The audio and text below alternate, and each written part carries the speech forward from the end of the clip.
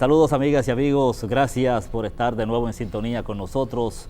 Sobre los Hechos, su revista informativa, aquí está de nuevo en el aire para llevarles a todos ustedes lo que es la actualidad informativa y la participación de sus protagonistas, como siempre en compañía de Marino Ramírez y de Junior Espinosa, a quienes saludamos. Saludos jóvenes. Saludos Félix, Marino y a la audiencia que nos acompaña cada semana. En el otro programa me dejaron afuera, pero ahora, como yo fui que le pedí a Félix Reina que invitara, ¿verdad?, a nuestro invitado, yo vine temprano. Pero además de eso, vamos a hacer una propuesta diferente, Félix y Junior, como nuestro invitado. Es un invitado de lujo. Aparte de que sí, es un invitado de lujo. Pero es amigo de nosotros desde que éramos muchachos, o sea, que lo estamos viendo como... Todos muchachos. Aunque yo tenía tiempo que Ustedes. no lo trataba personalmente, el afecto es el mismo en términos personales y en términos políticos también. Por tanto, en vez de hacer el comentario desde el principio, lo vamos a hacer en el próximo cambio. En el último segmento. Y vamos entonces a hablar de política y de todo lo que tiene que ver con la vida de Atuey de Can. ¿Qué te parece? Así es, para nosotros resulta de mucho agrado y de mucho placer tener Sobre los Hechos al licenciado Atuey de Can. Es una persona que no amerita de presentación. Sin embargo, debo decir que es el presidente del Partido Revolucionario Social Demócrata y es presidente del Partido Revolucionario Dominicano. Si continúo diciendo las posiciones que ha ocupado en su carrera política, pues nos vamos a tomar media hora del programa para eso. Así que vamos a saludar al licenciado de Can y a darle la bienvenida en el programa. El complacido soy yo, primero de este reencuentro con viejos amigos. Junior es más joven, no podemos decir que viejos amigos, pero en el caso de Marino y de Félix, se tratan de dos veteranos curtidos desde la Primera y Segunda Guerra y preparados para la Tercera. Tampoco así, tampoco así. Yo, por supuesto, lo veía a estos jóvenes en un canal diferente, en un horario diferente, en un gran programa que ellos hacen y que ha sido generalmente un toque de queda, tanto allá como acá. Y puedo decir que de Félix Reina usted puede disentir de él, pero es muy difícil verlo guapo. Siempre ha sido un caballero que por lo menos tiene la pantalla de conciliador, aun cuando la candelita queme por debajo, como se dice, ¿no? Y en el caso de mi amigo Marino, me divertía mucho, aunque él no lo sepa, cuando él hacía el papel de Malón en el grupo Los Tres que tenía.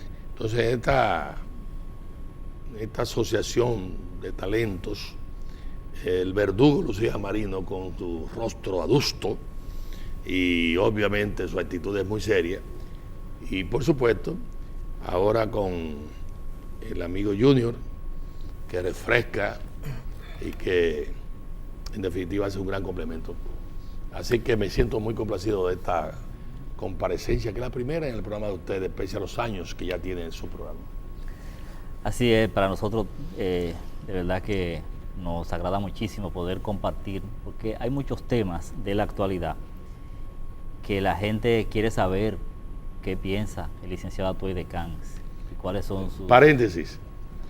Estamos en el canal nuevo, un gran canal, Colorvisión, pero Félix Reina dirigió el canal 7 por muchísimos años y además siempre fue una persona muy equilibrada, muy bien y con una gran experiencia.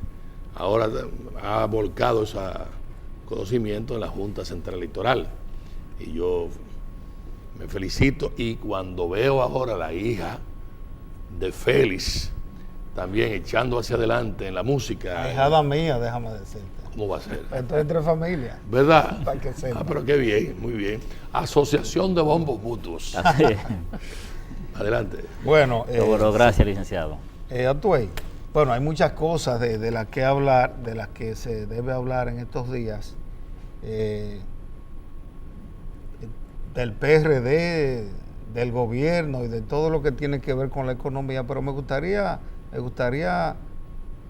comenzar preguntándote que esta situación en la que tú has estado también, diríamos, dentro de la bola de cristal que podría ser una resolución al conflicto PRDista, cuando ha surgido la idea de que el licenciado Atuey de Camps vuelva al PRD como presidente del partido en medio de esta crisis que se da, y que, por ejemplo, el expresidente Hipólito Mejía designa una comisión integrada por Orlando Jorge Mera, Jeanilda Vázquez, Andrés Bautista, por si Miguel quiere discutir algún tema de negociación antes del CEN del 19. A esto hay que agregarle que para la semana próxima el Tribunal Superior Electoral puso fecha al pedido de amparo de un grupo de dirigentes PRDistas que dicen que fueron sacados del padrón. Entonces, aunque el PRD no es tu partido, sino el Partido Revolucionario Socialdemócrata, tú has estado en medio de las discusiones. ¿Tú crees que antes de la reunión del CEN del 19 puede llegarse a algún tipo de conclusión de amistad entre los grupos en pugna? Déjame, Marino, tirar, como se dice, la zapata, hacer una aclaración en relación con el tema. Cuando el PRD llegó al país, yo tenía como 13 años. Y antes de cumplirse el mes, el 5 de julio,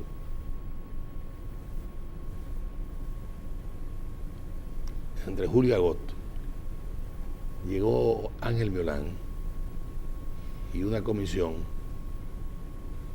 allá a Cotuí, que luego mandaron a Rafa Gamundi, a Ángeles Suárez y a varios más.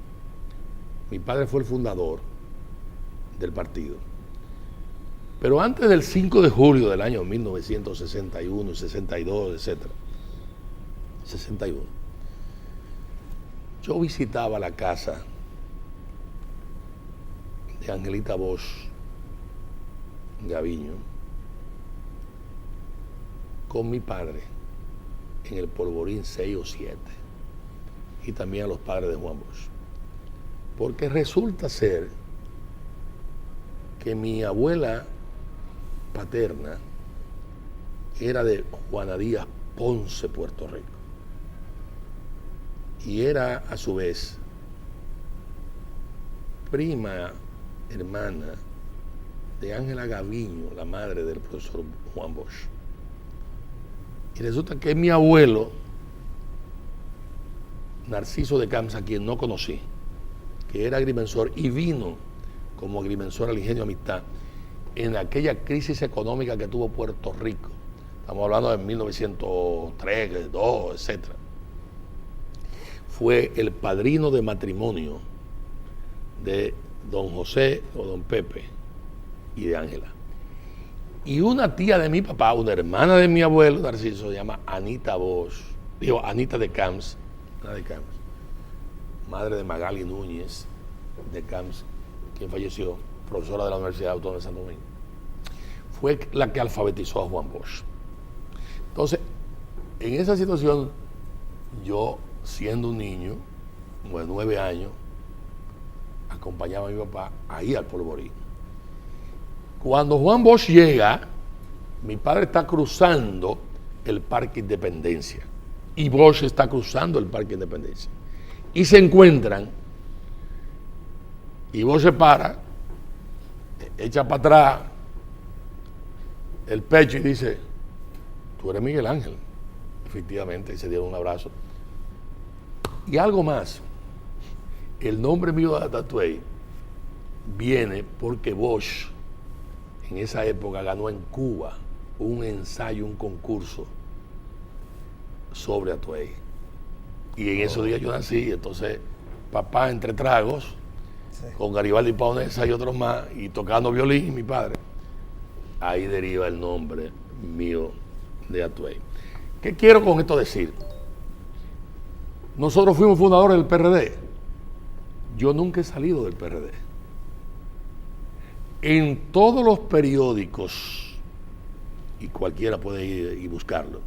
5 de marzo del 2005, ahí yo digo claramente, formamos el Partido Revolucionario Socialdemócrata como una forma de preservar los principios primigenios del PRD, ahora cuestionado con el avance que ha hecho el gobierno encabezado por Hipólito Mejía con el tema de la maldita reelección presidencial.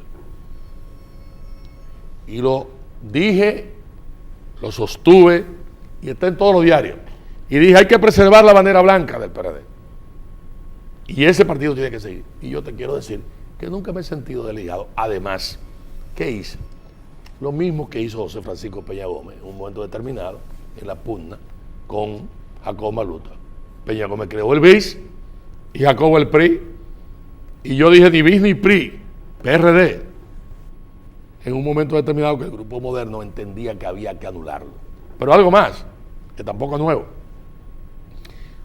La misma familia Abinader son los dueños del Partido de Alianza Socialdemócrata, que fundó Juan Isidro Jiménez Grullón.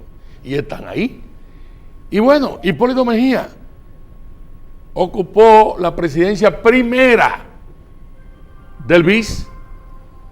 Fue el primer presidente del BIS sin haber renunciado. Mucho menos. Si yo nunca he salido. Un mes después de la fundación, en la casa de Hipólito o en algún lugar, no recuerdo, ellos tomaron una decisión de expulsión cuando ya nosotros habíamos formado. Y fíjate que mis diferencias no han sido, o las diferencias nuestras no han sido personales en términos de que hay alguna razón, pero no, política. Por eso, no obstante el hecho de que Miguel Vargas Maldonado ha sido mi compadre, yo no llegué a un acuerdo con Miguel Vargas Maldonado. Y sin embargo, llegué a un acuerdo con Hipólito Mejía. Algunos me dicen, pero Hipólito ni siquiera en la campaña, no obstante, tú haber hecho esa alianza, dijo que podían votar por el PRSD o por otro grupo que me había. Bueno, ese es Hipólito, punto. Con sus virtudes y con sus defectos, como todos lo tenemos de un modo u otro. Pero yo entiendo que el PRD está en una situación sumamente difícil, que hay una actitud muy firme, tanto de Miguel Vargas Maldonado como de Hipólito. Yo he visto a ambos, he hablado con los dos, siempre dije, y ahí está toda la prensa, que era importante la participación de Miguel. En un momento determinado, Hipólito me dijo, yo tengo el 90 y pico por ciento. Digo, aunque tenga el 99%, es importante, Miguel, porque por él votaron. Y a Miguel le he dicho lo mismo en relación con Hipólito Mejía. Y quiero decir algo más. Yo dije recientemente en Nueva York, en una reunión donde estaban los compañeros del PRSD y estaba el grupo de Hipólito Mejía, con el que me reuní por hora y media, 2 horas. Interesante grupo. Le dije claramente que el PLD está en el poder no porque sean brillantes, ni Leonel, ni el otro, ni el Danilo, a quien le tengo mucho afecto. No, están en el poder gracias a las barbaridades, a los errores cometidos por el PRD. Fíjate que el PRD, no obstante todos los desaciertos, sacó más votos individualmente que los demás partidos, aunque su situación ahora es bastante difícil en términos de que hay mucha desesperanza, hay mucho desencanto y en definitiva se ha producido una serie de cosas que requieren y demandan una recomposición, una unidad global de todo el partido, con concesiones que tiene que hacer tanto Hipólito como Miguel. Yo he dicho a algunos desorejados que dicen nada de pacto. En el PRD toda la vida se han hecho pactos. Pero el tú hacer pacto no significa que el grupo disidente no participe. Por ejemplo, la primera convención se hizo en el Sancho Sama, en un cine que había en el Sancho Sama. Ahí se escogió a Juan Bosch y se escogió a Buenaventura Sánchez. A Buenaventura Sánchez después se le ocurrió a un programa de televisión o de radio decir que él había tenido un sueño con su madre que le había dicho que iba a ser presidente. Ahí fracasó. Al día siguiente Juan Bosch estaba convocando la convención a la que yo también asistí acompañando a mi padre, que fue en el cine San Carlos, y en donde hubo un acuerdo de Bosch en el sentido de que fuera segundo Armando González Tamayo el vicepresidente de la República, y se psiquitrilló a Buenaventura Sánchez, que dicho sea de paso, Buenaventura Sánchez pasó luego en el gobierno de Juan Bosch a ser el ministro de Educación. Fíjate tú. Y luego, posteriormente, en cada uno de los acontecimientos que se produjeron, por ejemplo, para secretario general del partido, en ausencia de Juan Bosch, se designó a ausencia de Juan Bosch después del derrocamiento, a Martínez Francisco, una gran personalidad empresarial que le decían muy ligada a la embajada americana y que fue una cobertura en la que el PRD y Peña Gómez pudo perfectamente maniobrar para conspirar contra el triunvirato encabezado por Donald Joseph Rick Cabral. Y bueno, posteriormente a eso, todo el país recuerda una serie de acontecimientos que se produjeron en el Teatro Agua y Luz Angelita, en el Centro de los Héroes, que fue la convención famosa aquella, en la que Rafa Gamundo y Casimiro Castro y demás, y Jotin Curi y Peña Gómez y nosotros planteábamos el tema de Juan Bosch y la tesis de la dictadura con apoyo popular, en la que finalmente el grupo más radical que encabezaba Rafa Gamundo y el compañero Jotin Curi, que en paz descanse, no resultó ganancioso, ni tampoco Casimiro Castro, que fue el portador de la tesis de la dictadura con apoyo popular, sino que nosotros aprobamos en principio la tesis porque de haberla aprobado totalmente pasábamos a la clandestinidad. Y antes de eso, cuando Juan Bosch se va, que Peña Gómez se designa como secretario general, en el Club de la Caribbean Motor, en la Avenida Independencia, frente a la Coca-Cola, por ahí y demás. Ahí se celebra esa otra convención en la que también estuvimos. Y además hicimos el recorrido por todo el país convocando. Entonces, puedo hablar de eso y puedo hablar de las distintas convenciones con todos sus altibajos y decirle, en todas ha habido pacto, y es lógico que lo haya. El pacto La Unión evitó otra división con Salvador Jorge Blanco. Correcto. No, y hubo un pacto entre Jacobo Maluta y Salvador Jorge Blanco de que el que quedara en tercer lugar apoyara al que quedara en segundo lugar. Lo que pasa es que fue violado y entonces Jacobo apoyó a don Antonio Guzmán. Y hubo muchísimos pactos para resolver problemas. En el caso, por ejemplo, de las aspiraciones de Miguel Vargas, de Mariñez. Eligio Jaques. ¿Ah? Eligio Jaques. Eligio Jaques, en donde finalmente ninguno de los tres fueron, sino que fue José Francisco Peña Gómez también, que fue un acuerdo. Es decir, siempre ha habido fórmulas y soluciones. Claro, hubo tantos acuerdos que hasta Peña Gómez concibió el 2 y 2, que yo ejecuté aunque no estaba de acuerdo, pero que resolvió un problema. Decían que esa candidatura de Miguel Vargas fue una creación suya, licenciado, entre paréntesis. Puede continuar. No, yo lo apoyé, Sí. pero no fue una creación mía, esa fue una aspiración de él legítima, y cuando se le cuestionó que él no tenía derecho, sí tiene derecho, sencillamente, y demás. Y bueno, hoy Mariña y Miguel Vargas están juntos, fíjese usted. Sí, así es. Y Mariña, que estuvo en el San Cristóbal, en el Politécnico Loyola, junto con Hipólito, están separados. Esa es la vida, entre otras cosas. Entonces, todas las convenciones, de un modo u otro, ¿por qué? Hay que pactarlas. Para que tú no tengas un desorden, para que tú no hagas hacer cosas. Lo que no significa unidad mecánica, ni que gane tampoco, esa alianza coyuntural táctica. No. Entonces, en esa dirección, Hipólito Mejía y Miguel Vargas e Hipólito Mejía tienen que entender que no hay forma de desplazar del gobierno al PLD si ellos no tocan fondo y asumen una posición de hacer concesiones ambos. Entonces, presidencia del PRD, Para mí eso no es importante. ¿Por qué no es importante? Pues yo fui 16 años secretario general y fui más de 5 años presidente del PRD. Además, la victoria del PRD está ligada a mi dirección, entre otras cosas, en la campaña de don Antonio Guzmán, de Salvador de Blanco, etc. La de Jacobo Maluta no la dirigí. Y en esa dirección yo quiero decir lo siguiente. Si yo hubiese querido continuar siendo presidente del partido, nada más tenía que apoyar la religión a Hipólito. Ahora ese no era Atuey de Camps. Ese no es el Atuey de Camps que acompañó a sus padres en la constitución más progresista que registra la historia, la del 1963, que establece la prohibición presidencial de por vida del presidente y del vicepresidente de la República. Si yo me hubiera quedado apoyando esa barbaridad que hubo de la reelección presidencial, pues mucha gente hubiera entendido que eran otras razones que nunca han sido mis motivaciones. Por eso fundé el PRSD.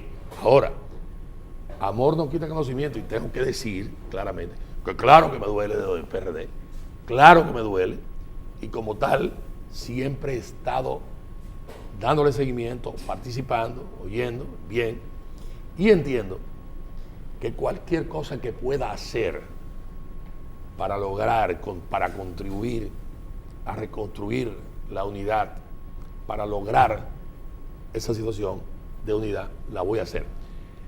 Nadie me va a conducir a atacar a Miguel o a atacar a Hipólito, o a atacar a Miguel. No. Tengo esperanza. Aun y cuando mucha gente entienda que va hacia el limbo el PRD y que va a la debacle.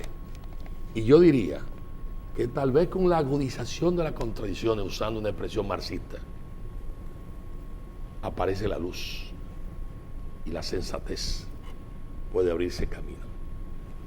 Licenciado, uno no se puede pasar la vida poniendo parcho, como tampoco puede pasarse la vida tomando analgésico para bajar la fiebre. Párate ahí, ¿eh? Hay carreras de sastres surcidores, sí, y de surcidoras. Y también hay carreras de gente que vive poniendo parche. Y vamos a estar claros, cada vez que una goma se picha, tú no estás cambiando la goma. Pero hay un momento en que la goma hay que cambiarla porque no aguanta más parche. Eso es aplicando esto un poco a la situación del PRD. Sí. Y tomando como punto de partida algo que yo he repetido acá, que ese partido ha perdido su objetivo fundamental, que es alcanzar el poder político para ejecutar las transformaciones necesarias. Así es. Ante esa realidad, ¿cuál es la posibilidad en concreto que usted observa con su experiencia de que el problema interno de ese partido se pueda solucionar? Y si puede usted identificar cuál es el cáncer que afecta a esa organización, que cada cierto tiempo se destapa una crisis importante en ese partido, matizada fundamentalmente por los intereses particulares de la dirigencia de ese partido. Bien. Cuando la Comisión Política se crea como organismo de estructura del PRD, eran 11 miembros. Lo más que hubo fue 24 miembros. Esa comisión política luego degeneró en una cantidad de miembros increíble. El comité ejecutivo eran de 55 miembros, no pasaban de 60. Balaguer tenía una dirección de los 100 miembros, los 100 de Balaguer, del Partido Reformista. Luego Balaguer crea los 500 miembros. Y ahí vino la carrera y Peña Gómez metió 1000 miembros. Y después con la fusión que se hizo con los compañeros que estaban con Jacobo Maluta a raíz de la muerte de Jacobo Maluta, se subieron a 1600 miembros. Hay una horizontalidad en la estructura de mando del PRD que yo recuerdo cuando José Francisco Peña Gómez estaba en el David Williams, creó el grupo de los 10 que yo encabecé. Bueno, encabezaba Peña Gómez, pero el ejecutor era yo.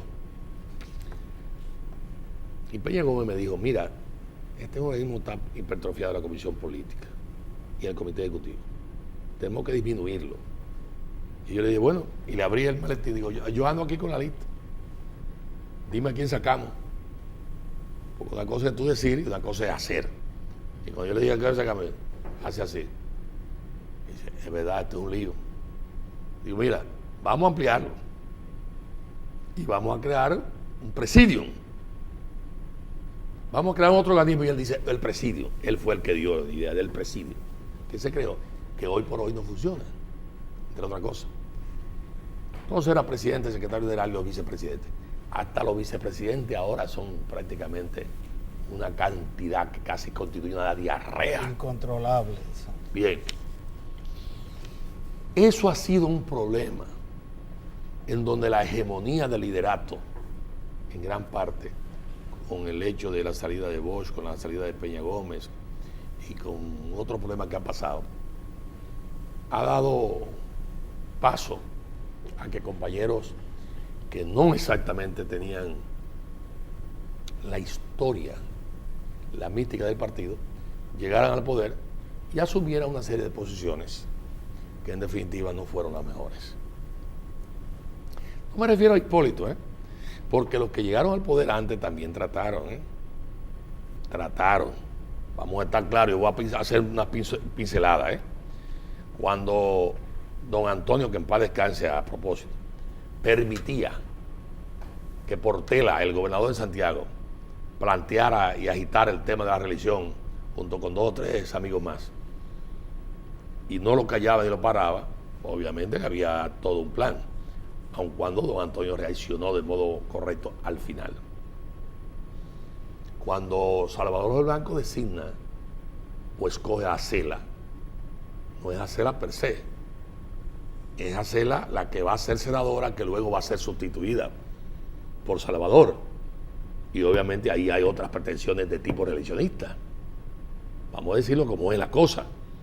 Entre otras cosas, es decir, no solamente Hipólito. Peña Gómez tenía razón en su tesis. Es que el que llega ahí se vuelve loco. Ojalá que a Danilo no le pase eso que juró ante la tumba de Juan Bosch. Que no. Yo me río cuando oigo, todo el que se va del PRD es un disparate. No es así. No es así. No es así. Juan Bosch se fue y ahí tiene el PLD divorciado de los principios de Juan Bosch en el gobierno con más de 20 años. Licenciado, mire, esa parte ahí, déjemela ahí, por favor, para cumplir con algunos compromisos y luego retomarlo, porque de verdad que está muy interesante la exposición. Gracias. Así que pausamos, en breve continuamos con el licenciado Atoide Camps en Sobre los Hechos. Gracias por continuar en Sobre los Hechos y nosotros aquí conversando con el licenciado Atoide Camps, presidente del Partido Revolucionario Socialdemócrata. Cuando nos fuimos a la pausa dejamos el tema del divorcio que dice usted se produjo del Partido de la Liberación Dominicana hacia los principios del PLD, pero no es el PLD un partido de liberación nacional, licenciado. Mire, ese es un tema muy interesante. Los círculos de estudio no se inician en el PLD, se inician en el PRD. Es más, voy a relatar una historia inédita, que cuando le explica que ya deja de ser inédita. Yo llegaba de un congreso de solidaridad con los pueblos indochinos en Helsinki, Finlandia, y aterricé en París de regreso a Santo Domingo para ver al profesor Juan Bosch, que vivía en ese entonces en el apartamento en las Rimas Peró, recuerdo, número 6 creo, que tenía Héctor Aristi, que se lo había cedido. Héctor Aristi estaba embajador en la UNESCO, estaba casado con Marí, una paquistaní de gran capacidad, una gran mujer. Y cuando llego a ver a Juan Bosch, me saluda muy afectuoso y me dice, yo quiero que tú te quedes unos días, 2 días más. Digo, profesor, yo tengo aquí reserva y demás. Y yo, no, pero cámbiala.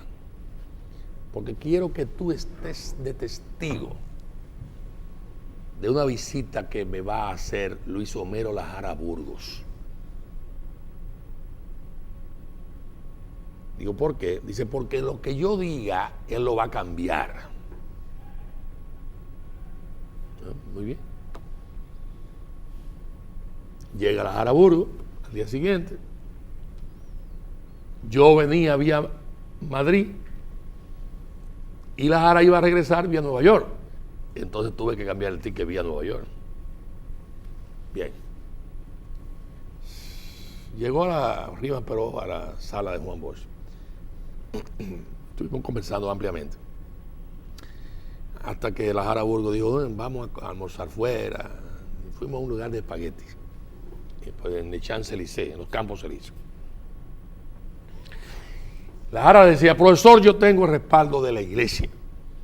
Yo tengo el respaldo del pueblo. Tengo el respaldo de los yanquis. Solamente me falta el respaldo suyo. Fue en el 70. ¿Ah? ¿En qué año? ¿En las elecciones del 70? 70. Ok. Solamente me falta el respaldo, gracias, el respaldo suyo. Y Juan Bosch le decía, mira, Lajara, Homero, si tú tienes respaldo mío, no vas a tener respaldo yanqui.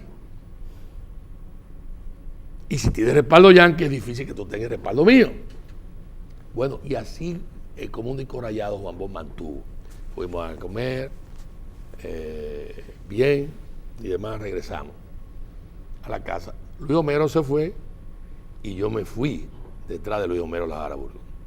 Cuando Luis Homero llegó a Nueva York, Luis Homero dijo que tenía respaldo de Juan Bosch, etcétera, etcétera. Y yo tuve que aclarar que no tenía respaldo de Juan Bosch, que Juan Bosch no estaba en eso, etcétera, etcétera, etcétera. Fíjense el tiempo que pasó. En ese momento, Augusto Lora formó el Frente Antireeleccionista, el MIDA, Movimiento De Integración de Democrática. Integración Democrática Antireeleccionista. Y de un modo u otro, nosotros, Peña Gómez y nosotros tratamos de apoyar a Augusto Lora. Pero don Augusto, que era un gran hombre, conservador, no hubo forma de sacar una declaración simpática hacia la Constitución del 63. No hubo forma.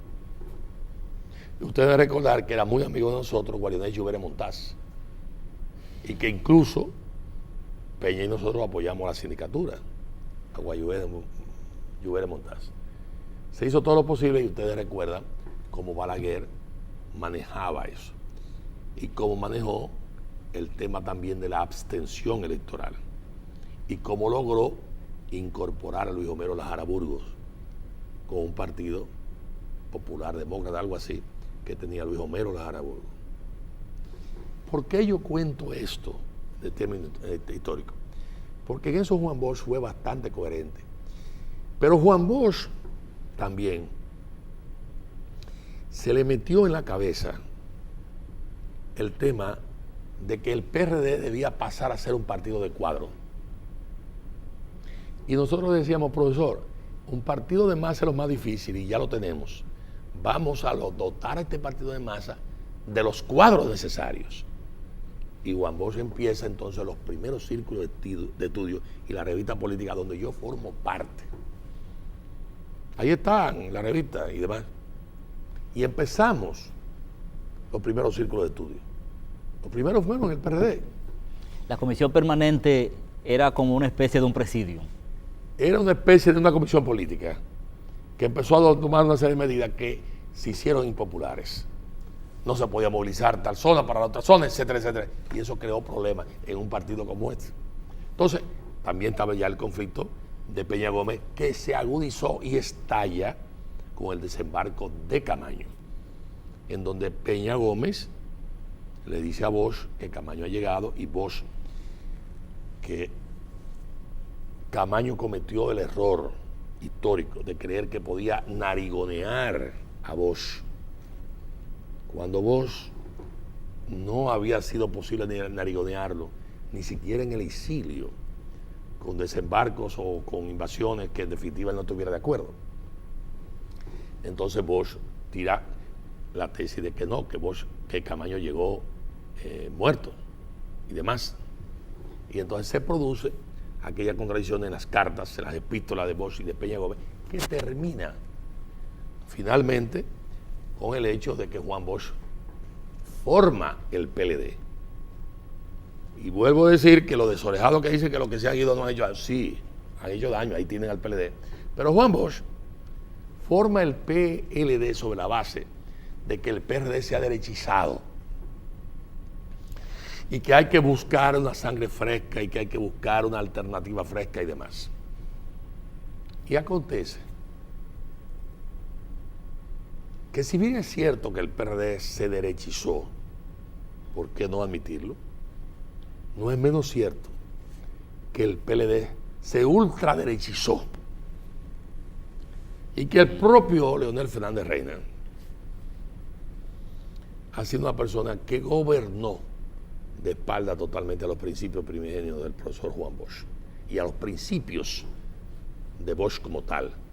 Por supuesto, Bosch era una persona muy especial, del mismo modo que buscó a González Tamayo, buscó al doctor Leonel Fernández Reina, que era un joven intelectual, abogado, que se le acercó y que estaba debajo de la mata de mango, como se dice, y que en un momento determinado, cuando llega al gobierno, todo el país sabe una serie de cosas que ha hecho el presidente Fernández. Por ejemplo, yo fui los otros días a la librería del Nacional, vaya a la propaganda, pasen el recibo al señor Cuesta. Sí. Y adquiero un libro de los discursos de Juan Bosch. Discursos que yo los oí todos, porque yo era muy pasional con la actividad política y Juan Bosch fue mi gran maestro. Mi gran maestro. Hay un discurso de Bosch que está registrado ahí, donde Bosch dice que no se podía engañar al pueblo, que no se le podía ocultar al pueblo cosas que estaban pasando. Y una de ellas era que el Consejo de Estado había hecho un contrato con compañías francesas por 75 millones de dólares para comprar una cantidad de tractores Renault. Y él decía, este contrato se ha hecho siendo yo ya presidente electo. ¿Y por qué no me lo explican? ¿Cómo es posible que un contrato se mantenga clandestino y se engañe al pueblo? Señores, yo tengo que decir con vergüenza que me entero por la prensa, revelado por las autoridades del gobierno de Danilo Medina, que en la carretera hacia Samaná hay un peaje sombra que el pueblo dominicano está pagando anualmente de más de 2.000 millones. Pero es una vergüenza, es una barbaridad. Yo le dije a Miguel Vargas Maldonado, le dije a Hipólito Mejía, Miguel Vargas cuando fue secretario de Obras Públicas, le dije a Hipólito Mejía en mi casa, le dije a Leonel Fernández Reina en la Fundación Global, oiga, no cometa la barbaridad que está planteando Víctor Rúa de la privatización de la carretera, de la autopista Duarte y de la 6 de noviembre, que son construcciones hechas por el pueblo, por el Estado. La autopista Duarte la inició Cáceres y Vázquez. Luego Antonio Guzmán, Salvador Balaguer, Salvador Blanco, etc. Y la 6 de noviembre la hizo Joaquín Balaguer, con la firma de Marquito Jorge y demás. Óigame, esto no puede ser, estas privatizaciones y esos peajes. Señores, hace unos días, el nuevo incumbente de la Secretaría de Obras Públicas pone de relieve que había que devolver un contrato por 160 millones de dólares que había que pagarle a estos señores que fueron beneficiados con una privatización que no tenía ninguna razón. Eso se llama estafa y eso se llama gobernar de espalda totalmente de los principios del profesor Juan Bosch. Sí. Es una barbaridad del PLD. Hombre, no del PLD, de gobernantes del PLD. ¿Por qué? Porque ahí hay muchos infelices en el PLD. que pudieron haber sido vicepresidentes de la República y que tienen mérito sobrado. Y sin embargo, del mismo modo que Hipólito cometió el error de la reelección presidencial, Leonel comete la barbaridad de la sucesión y le impone a Medina, obviamente, su señora esposa, una gran dama. Pero es una barbaridad que Juan Bosch nunca se le hubiera ocurrido, nunca, y que nunca lo planteó, porque dijo cuando se juramentó, yo estaba al lado de él, acompañando a mi papá, que él no tenía ariente ni pariente en la dirección del gobierno y que todo aquel que cometiera actos de delincuencia y de robo los iba a someter. Y así procedió. Sin embargo, licenciado, esa parte de su discurso ahora en el programa me pone a pensar en algo que es la práctica que he visto en el PRD y prácticamente en la oposición, si se puede decir que hay oposición, y es que se entretienen, digo, los que hacen oposición, se entretiene, por ejemplo, el PRD en la lucha interna tratando de repartirse el partido, y los demás partidos que hacen oposición le hacen oposición a Leonel Fernández, que no es presidente. Entonces yo me pregunto, ¿por qué esto? ¿Por qué esta coincidencia? No hay nada, no estoy criticando al gobierno de Danilo Medina, pero veo que no hay ninguna crítica al gobierno de Danilo Medina, o lo está haciendo muy bien, o son todos aliados del gobierno de Danilo Medina, y entonces se enfocan a Leonel Fernández, que ya fue presidente. Mira, Marino, yo no conozco a ningún dirigente político que esté diciendo lo que yo estoy diciendo de Leonel Fernández Reina, con ejemplos y sin caer en insultos, sino con hechos. Tú señalas de que escurrimos el bulto, nos vamos por Leonel y no enfrentamos a Danilo. Bueno, pero a Danilo no es tan fácil enfrentar por lo siguiente. Primero, todo el país le concede que entró ahí, como él dijo, con un maletín lleno de recibos y de deudas. Una. Dos. Tú puedes disentir de Danilo, pero tienes que reconocerle que está importantizando sectores que generalmente los gobernantes no le daban importancia. Desde los productores de casabe, pasando por los sembradores de jengibre, una serie de cosas y pequeñas cosas la está relevando. Claro, del dicho al hecho hay un gran trecho.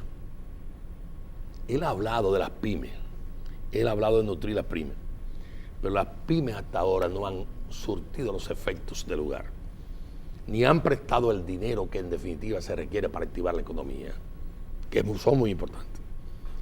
¿Por qué? Porque los dineros todavía no le han llegado, porque las estructuras burocráticas han hecho pesada esa acción. En estos días está el tema de la placa. En otro momento se suponía que todo el concierto de líderes sindicales, choferiles, hubiera hecho una rueda de prensa conjunta para plantear una huelga. Pero Danilo se movió con mucha habilidad. Y lo primero que hizo fue comprometer a ese liderato con unas acciones de modernización de su estructura, su plataforma vehicular,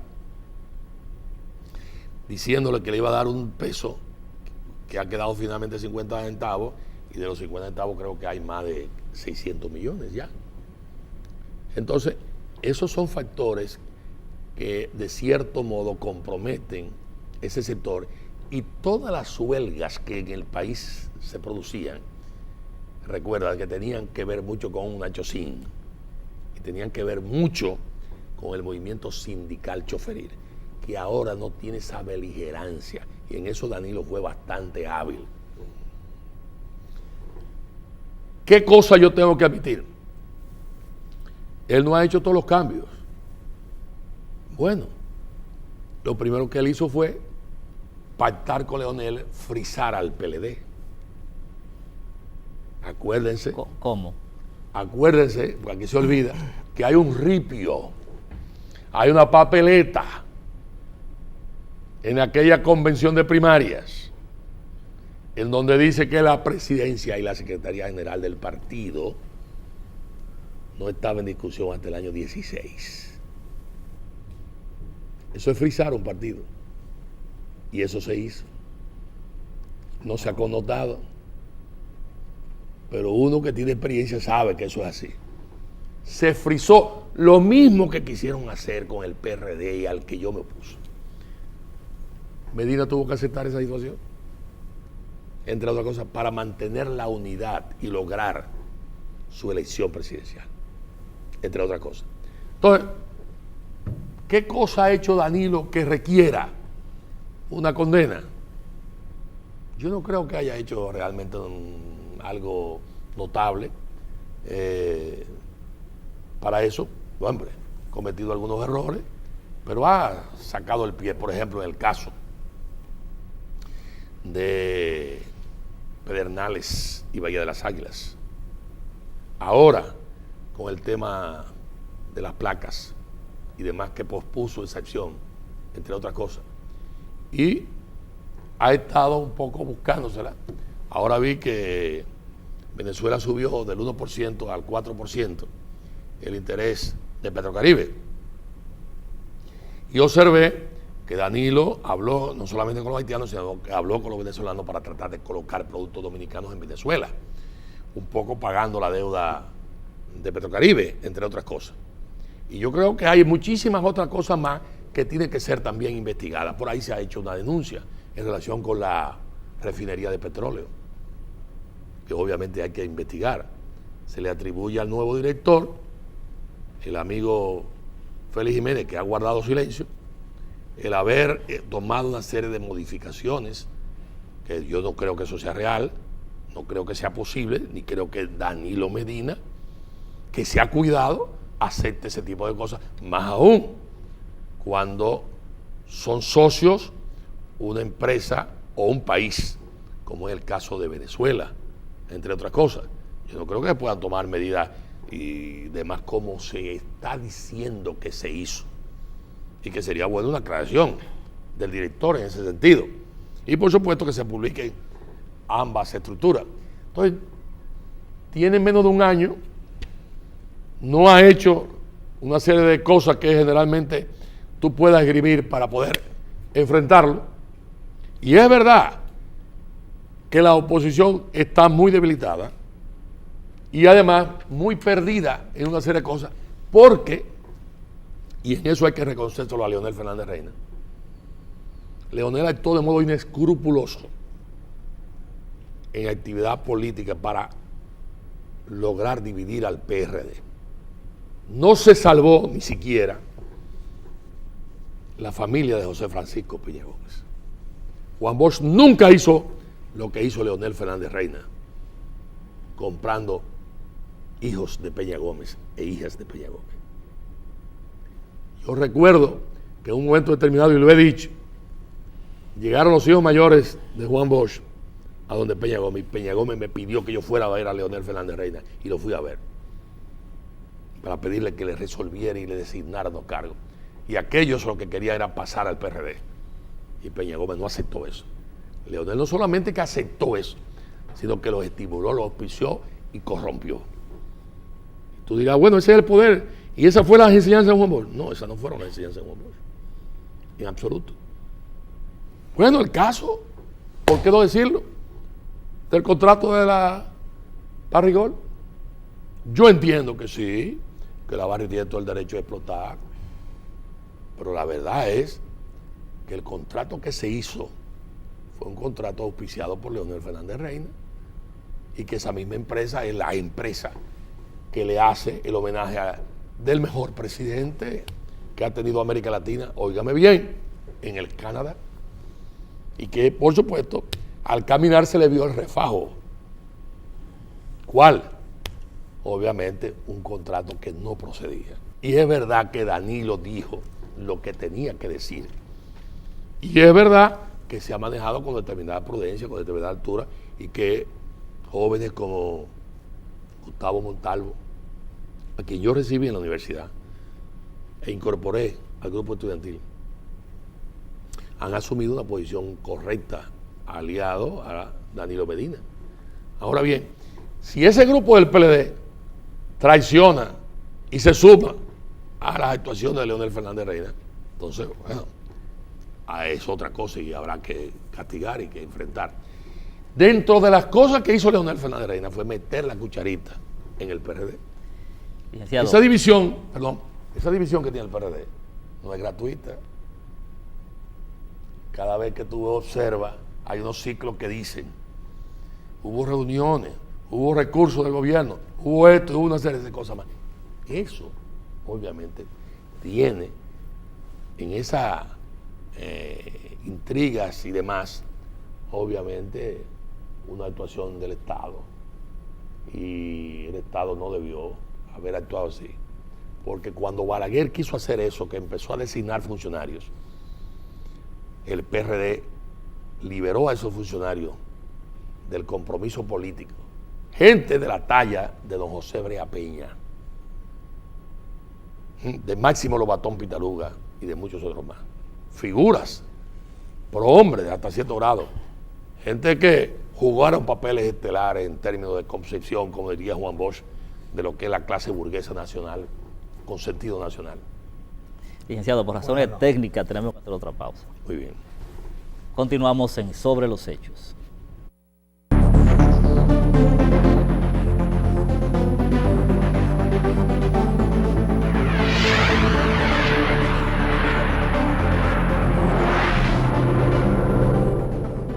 En Sobre los Hechos continuamos con esta participación especial en este día, el licenciado Atuey de Camps, presidente del Partido Revolucionario Social Demócrata. Licenciado, ahorita cuando hablamos de la situación interna del PRD, usted como que se salió muy rápido diciendo que finalmente no le interesaba la presidencia de la organización, ya la había ocupado. No. Espérate, primero del tema del PRD yo no me salgo, porque estoy inmerso desde que tenía 13 años. Pero de la presidencia, perdón, como que... Gané por primera vez en la historia del PRD las elecciones estudiantiles y el movimiento de masa más grande que registra la historia de este país, que fue la lucha del medio millón. Y mi historia está ahí, en primera fila, no en última fila. Con todos los riesgos, con toda la cárcel, con todos los golpes que recibí en el combate defendiendo al PRD.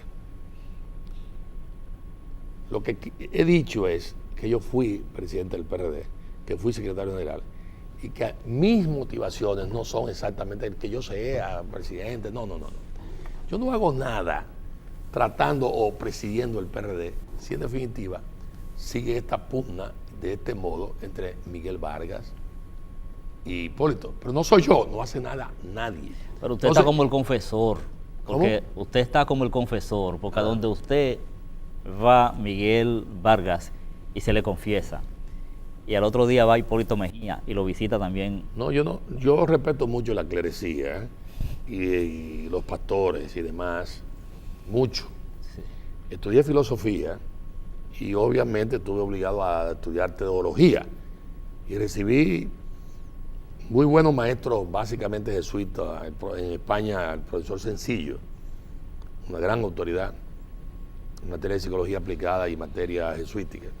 Y aquí, desde el padre Aznar, que ha sido un gran amigo, como también el padre Láutico García, que fue profesor mío durante 2 años.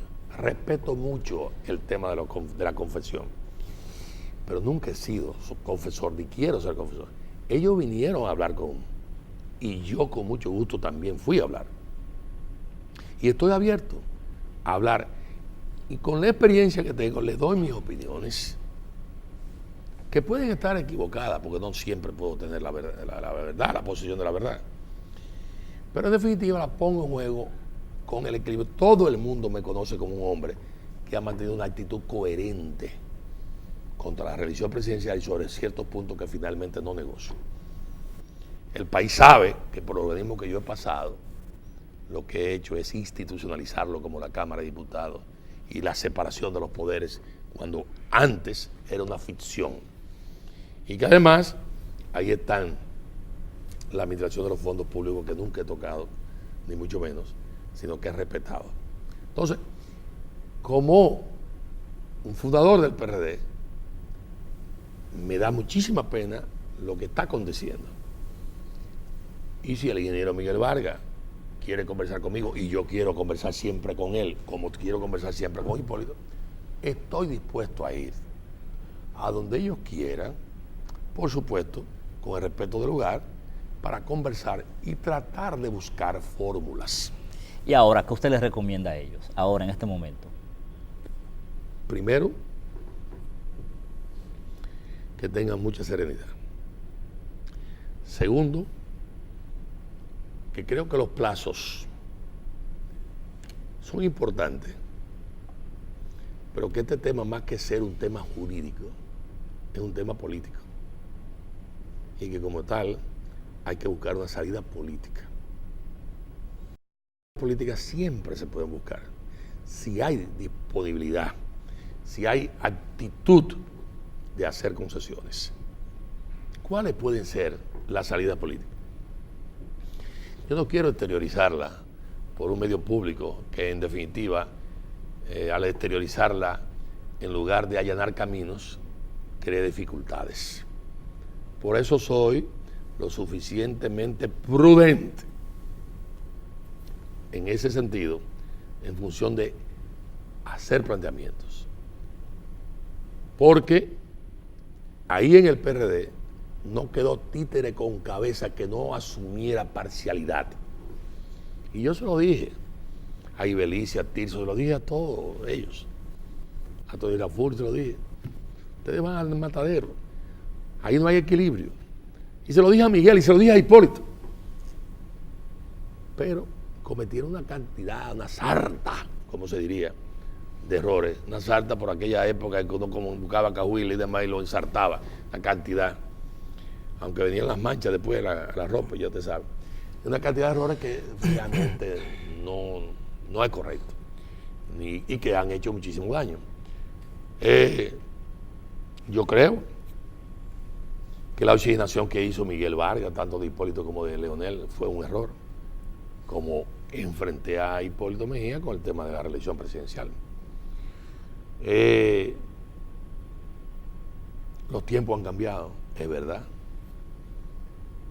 Hoy en día, la dirigencia universitaria es todo asalariada. La dirigencia estudiantil,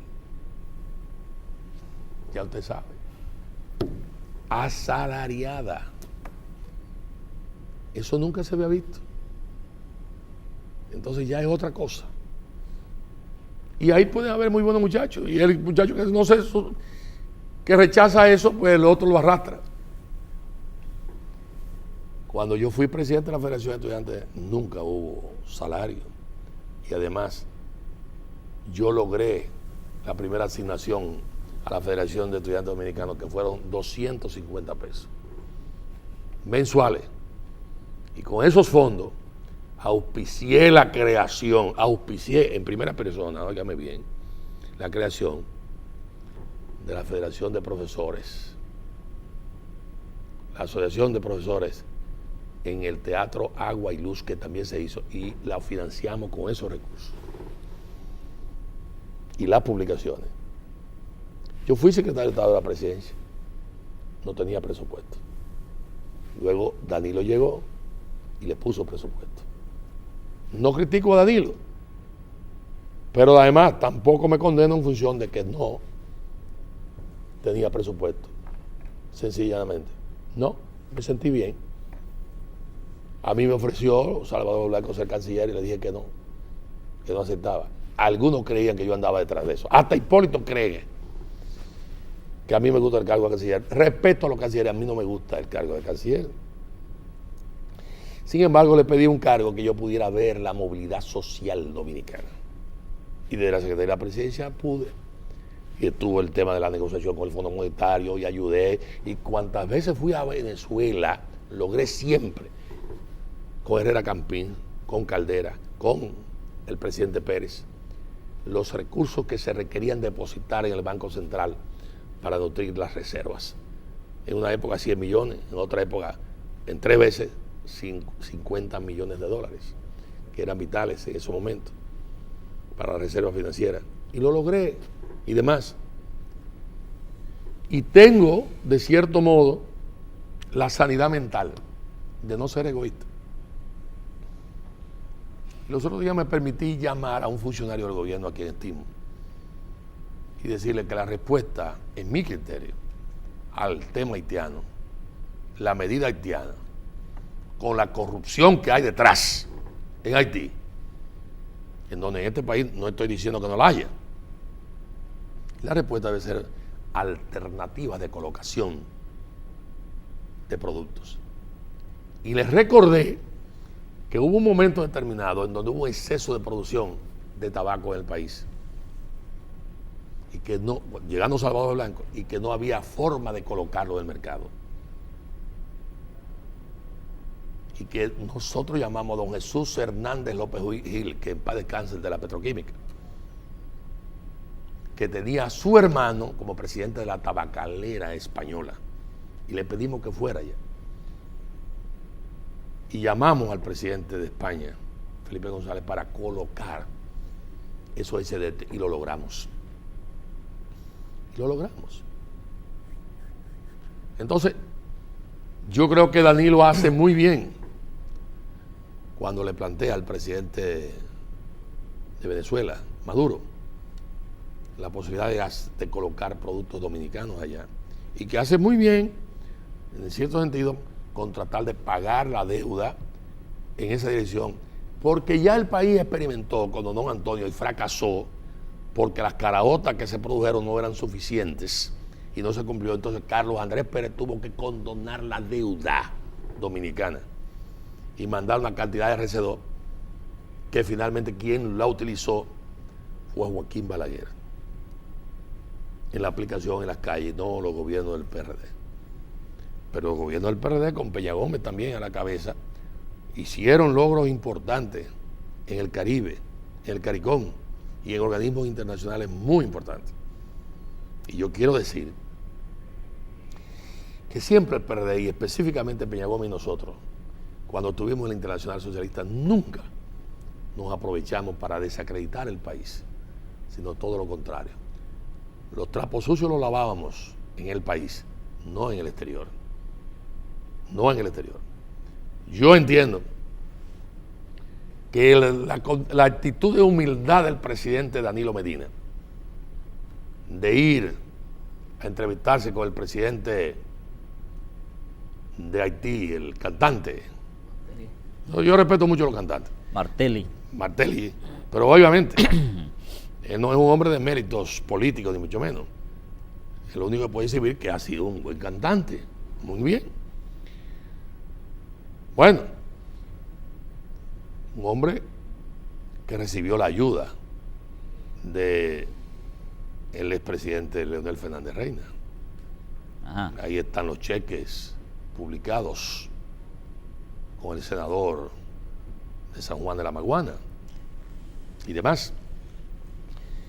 Que la actitud de Danilo Medina de hasta sembrar un árbol y la respuesta 2 o 3 días después de Haití, que es soberana, que la puede y es su derecho a hacerla. El problema es la forma. Es verdad que yo tengo que criticar también la autoridad dominicana, porque ha sido también una informaciones una tras otras de epidemia, de que sé yo qué cosa, etcétera, y un desorden también en esa dirección. Y que tuvo Naciones Unidas que dar unas declaraciones para faranar ese tema, porque aquí no fue suficiente esa acción. Entonces, yo creo que esa actitud de Danilo Medina en gran parte merece felicitación, y la actitud que ha mantenido posteriormente y el hecho de que no se ha dejado arrastrar hacia posiciones extremas de confrontación, porque de un modo u otro son vecinos y son vecinos necesarios y es un mercado necesario.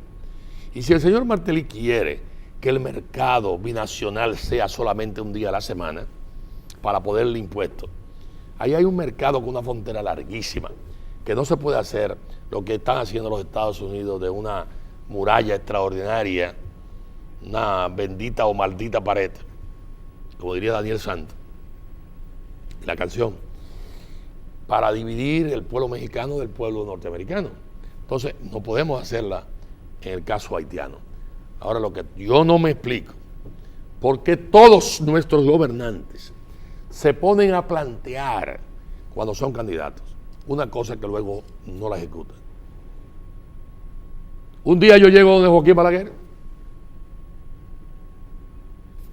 y Balaguer me dice, y da un golpe en la mesa y dice, vístase de gloria. Y yo me quedo, ¿cómo que me vista de gloria? Asuma usted la posición. Digo, ¿cuál es la posición que usted quiere que yo asuma, doctor Balaguer? Plantee que el haitiano que se quiera movilizar hacia Santo Domingo requiera de una autorización en cada una de las provincias que va de pasar. Yo me raco la cabeza. Digo, sígame diciendo, doctor Balaguer. Y cuando Balaguer termina su exposición, él quiere que yo asuma algo que él nunca asumió cuando fue presidente. Claro, Balaguer fue el que defendió aquel asunto en Naciones Unidas, que ustedes recuerdan, cuando Trujillo, que fue la tala El chapeo. humana que se hizo. Bueno, digo, pero doctor Balaguer, yo estoy entrando aquí a su casa y observo en su gobierno que están haciendo una alcantarilla muy importante o algo, un drenaje muy importante frente a su casa y que hay una gran zanja. La Máximo Gómez baja. La Máximo Gómez. Sí. Dice, sí, un drenaje, que de cosas. Digo, pero el que lo están haciendo no son dominicanos, son haitianos, doctor Balaguer. Digo, doctor Balaguer, usted fue el que escribió el libro La Isla al Revés. Y usted conoce el tema por Jean Prismar y más que eso, por toda su experiencia haitiana, más que yo y demás. ¿Por qué usted, doctor Balaguer, no auspicia almacenes en Jimaní, en Elías Piña, en Pedernales, en Dajabón, para evitar ese tráfico necesario o innecesario? Y de ese modo ganan los comerciantes dominicanos y ganan los comerciantes haitianos y demás. Y entonces lo puse a reflexionar sobre ese tema. Pero vea usted el planteamiento. Entonces, yo entiendo que de cierto modo, usted recuerda lo que le hizo después Balaguer a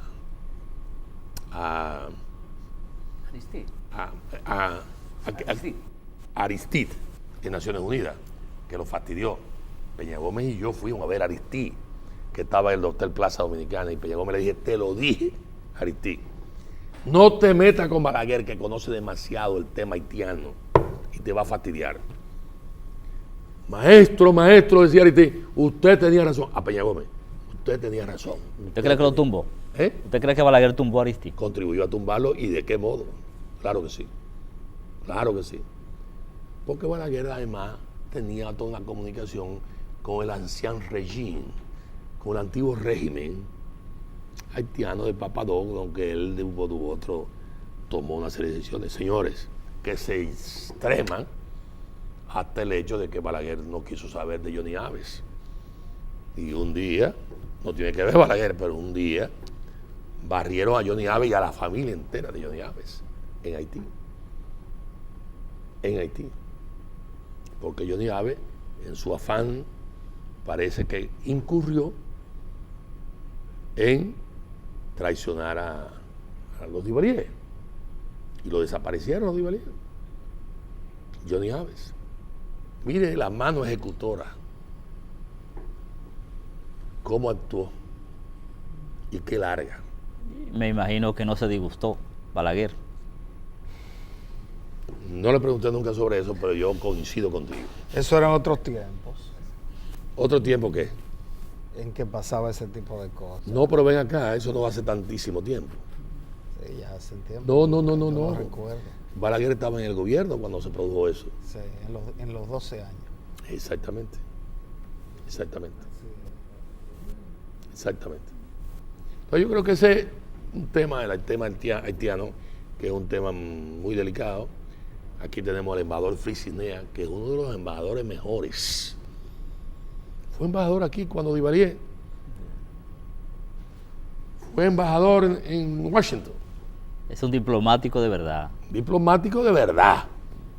Un hombre que creo que llegó a ser canciller también. Pero un diplomático de verdad. En los momentos más difíciles mantiene una serenidad espantosa. Total. Total. Por supuesto. Él es un embajador y hace lo que puede hacer. Pero obviamente hay torpezas que se ejecutan y que se producen innecesariamente en ocasiones. Le hace daño al gobierno haitiano y por supuesto hay hechos que repercuten en la República Dominicana.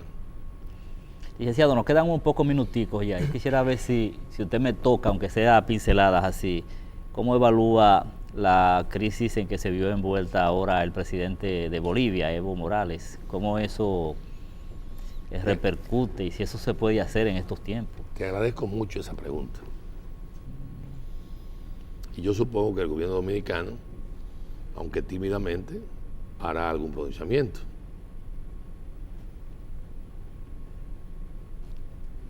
No hay razón para que Europa se preste a esa barbaridad. Y menos razón para que España actúe también en esa misma dirección. Y lo digo porque cuando yo estudié en España, en la época del generalísimo Francisco Franco, siempre se decía que Franco mantenía unas relaciones con Cuba y había un cuento en la que se le atribuía a Cuba no haber sido la hija sumisa, sino la contestataria, la desviada, y le criticaban a Franco por qué mantenía esas relaciones. Y Franco decía, porque se trata de las Españas. Sí, pero usted tal vez se da cuenta que son comunistas y demás. Y usted fue aliado hasta de Hitler. No me sumé a la guerra, decía, aunque se sirvió en el caso de Guernica y otros casos más, ¿no? Dice, pero porque está desviada o lo que sea, es que se requiere mayor atención. Y mantuvo esa actitud. Ahora el gobierno del PP ha mantenido una actitud vergonzosa. Yo no lo voy a reclamar a Austria ni a Italia, pero lo que es Francia y lo que es España y hasta Portugal no debieron haberse prestado a eso. Francia, la Francia de Gaulle, la grandeza del exilado francés, la acogida siempre de todos los líderes africanos, asiáticos, etcétera, las negociaciones de Vietnam con Madame Thibault ahí mientras se combatía en el Vietnam y todas las cosas estas. Es una verdadera barbaridad. Entonces, con el concurso de estos países se hacían prisioneros en el Golfo, fuera del Golfo, se pasaban por Europa, se secuestraban y se llevaban a Guantánamo. Y la inmunidad que protege a un presidente de la República, llámese como se llame, y en este caso, un presidente donde el estaño boliviano enriqueció a franceses y a familias y demás, merece consideración, merece respeto. Y la humillación que pretendió hacerle el gobierno o los gobiernos que se prestaron a esa barbaridad, hasta de tomarse un café y chequear si el señor Snowden estaba ahí, es una verdadera vergüenza, una verdadera barbaridad. Yo estaba viendo la televisión española, como los propios españoles se han estado pronunciando en contra de su gobierno por esa actitud. Y los propios franceses ante un gobierno que, dicho sea de paso, es socialdemócrata de nombre y que jamás debió haber caído en ese tipo de inconducta, por los riesgos de vida y por el hecho de que es una indignidad haber hecho eso. Y vi también lo de Portugal y me dio pena ver al presidente español decir, como si hubiese sido la gran concesión que le permitió aterrizar para repostar combustible en las Canarias, al presidente Evo Morales. Y vi cómo Evo Morales fue recibido en su país, en el Alto, país que yo conozco. Y en el Alto, cómo estaba todos esos indígenas recibiéndolo. Y yo creo que esa torpeza se vuelca totalmente en contra de quienes se hicieron esa acción. Y que además retrotrae en el tiempo. Dígame usted qué calidad moral tiene el rey de España ahora. Y las autoridades españolas para estar hablando de las Españas y para estar hablando de la cumbre aquella iberoamericana y demás, cuando se prestan estas vagabunderías. Es una verdadera vergüenza. Que yo estoy seguro que el pueblo español, que el pueblo francés, que el pueblo austríaco, que el pueblo portugués no está de acuerdo. Es una verdadera barbaridad. Y además, estoy convencido que los organismos internacionales no le queda otro remedio que no sea condenar esa acción. Y saludo al presidente Evo Morales, que sin estridencia se ha estado manejando. Y a los que en definitiva han atacado las declaraciones de Maduro, yo podría decirle, le han dado la gran oportunidad al presidente de Venezuela, independientemente de los cuestionamientos que le han hecho al presidente de Venezuela. No, yo creo que le han dado la gran oportunidad para que el presidente de Venezuela ahora diga con gusto y con razón una serie de cosas de estos países que han actuado con una actitud, obviamente, de sometimiento innecesario. Muchísimas gracias, licenciado Atoy de Camps, presidente del Partido Revolucionario Socialdemócrata, por acompañarnos en este programa especial que hemos hecho hoy de Sobre los Hechos. Hasta nuestra próxima emisión.